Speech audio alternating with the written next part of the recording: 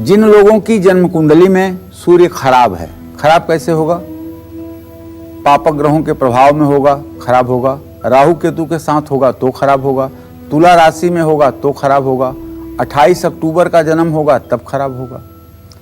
तो राहु और शनि के साथ अगर सूर्य है तो ऐसे लोगों को उम्र के 18वें, 19वें या 20वें साल में सूर्य बहुत बुरे परिणाम देता है।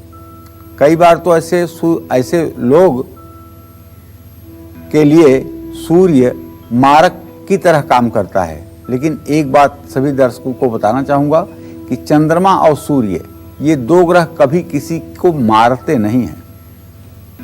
अगर आप चाहे जितने लाख लोगों की जन्म कुंडली का अध्ययन कर लीजिए, ना तो कोई चंद्रमा के अंतर में, ना तो प्रत्यंतर में, ना तो प्राण दशा में कभी कोई नहीं मरा होगा। और इसी तरह से सूर्य की प्राण दशा में या सूर्य की महादशा में या अंतर दशा में या प्रत्यंतर दशा में कोई नहीं मरता है। क्यों? क्योंकि सूर्य और चंद्रमा को महर्षि पाराशर कहते हैं ये मारक नहीं होते हैं।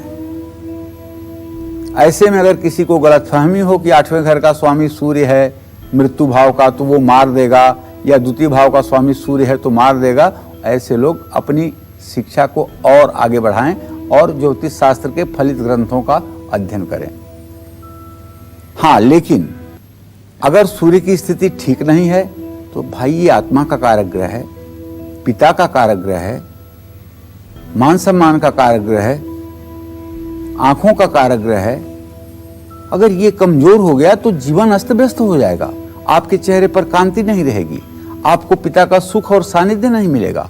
आपका पिता दरिद्र और मेहनत मजदूरी करने वाला होगा, पिता की आयु कम होगी और आपके अंदर का आत्मविश्वास कहां आपके पास रहेगा। तो ऐसे में सूर्य का उपाय करना चाहिए। तांबे का 50 ग्राम का बिना जोड़ का कोई कड़ा बनवा करके आपको दाहिने हाथ में धारण करना चाहिए। अगर आप पुरुष हैं तो, महिला हैं तो नहीं।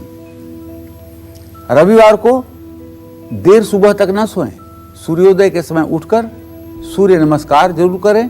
स्नान करके 1 लोटे का जल 3 बार में सूर्य को अर्पित करें।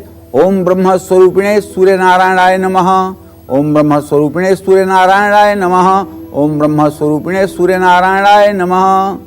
बहुत से मेरे दर्शक पूछते हैं कि पंडित जी पूजा पाठ की विधा नहीं मालूम है तो कैसे बताइए।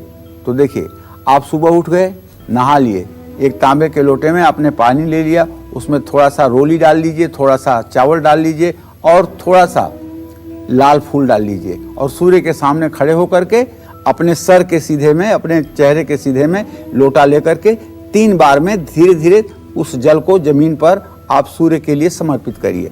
अब ये मत डरिए कि जमीन पे पानी गिर रहा है तो आपके पैरों पे छींटा पड़ रहा है तो अशुभ हो गया। आप जल सूर्य को दे रहे हो, लोटे से जल निकलेगा, सूर्य को मिलेगा। पृथ्वी पर जल पहुंचने के बाद कहाँ जाता है इससे आपका कोई मतलब नहीं है। मन में शंका मत पैदा करिए, वरना पूजा का कोई फल नहीं होगा। हाँ, पानी में गुड़ आप तब डाल सकते हैं जब तांबे का बर्तन न हो, पीतल का लोटा हो, कांसे का लोटा हो या स्टील का लोटा हो, तब आप डाल सकते हैं गुड़ या चीनी या शहद। ये बात ध्यान रखिएगा। हर रविवार को थोड़ा सा गुड़ या मिठाई दक्षिणा के साथ किसी धर्म स्थान में देना चाहिए। आदित्य हृदय स्तोत्र का पाठ करना चाहिए और हर रोज अपने बुजुर्गों के पैर छूकर आशीर्वाद लेने चाहिए। हर रविवार को घर से निकलने के पहले गुड़ खाकर और पानी पी करके निकलना चाहिए। रविवार को नमक और तेल का सेवन नहीं करना चाहिए। ब्रह्मचर्य का पालन भी करना चाहिए। जो शादीशुदा लोग हैं उन्हें बताना चाहूँगा। लाल रंग का रुमाल अपने पास रखना चाहिए। जानते हैं, जब सूर्य खराब होता है तो विद्यार्थियों के ऊपर क्या असर देता है? विद्यार्थी परीक्षा के पहले इतना नर्वस हो जाता है, इतना नर्वस हो जाता है कि वो बीमार हो जाता है। पेपर देने की उसकी स्थिति नहीं रह जाती है, सारा पढ़ा पढ़ाया भूल जाता है, एकदम नर्वस सिस्टम का शिकार हो जाता है। प्रैक्टिकल मैंने जिंदगी में देखा है। ऐसे समय में ये जो मैं छोटे छोटे उपाय बता रहा हूं ये काम नहीं करेंगे। ऐसे समय में सिर्फ एक उपाय काम आता है, वो आपको बता रहा हूं, ध्यान से सुन लीजिए। वो उपाय है सूर्य के वैदिक मंत्रों का जप। ओम आकृष्णेन रजसा वर्तमानो निवेशयन्न मृतं मृतं च हिरण्येन सविता रथेन देवो यानि भुवनानि पश्यन्। इस मंत्र का 31,000 जप 12 ब्राह्मणों द्वारा रविवार को कराया जाए। हवन तर्पण मार्जन कराया जाए, ब्राह्मणों को भोजन कराया जाए। निश्चित रूप से जिस लड़के को एग्जामोफोबिया होती है, परीक्षा के पहले बीमार होता है, ये उपाय करके देख लीजिए। दावे के साथ कह सकता हूं कि वो लड़का पूर्ण आत्मविश्वास के साथ परीक्षा को देगा और परीक्षा में सफलता भी प्राप्त करेगा। सूर्य ग्रह को मजबूत करने के लिए गन्ने के रस का भी सेवन आप कर सकते हैं। शिव चालीसा और शिव तांडव स्तोत्र का भी पाठ कर सकते हैं।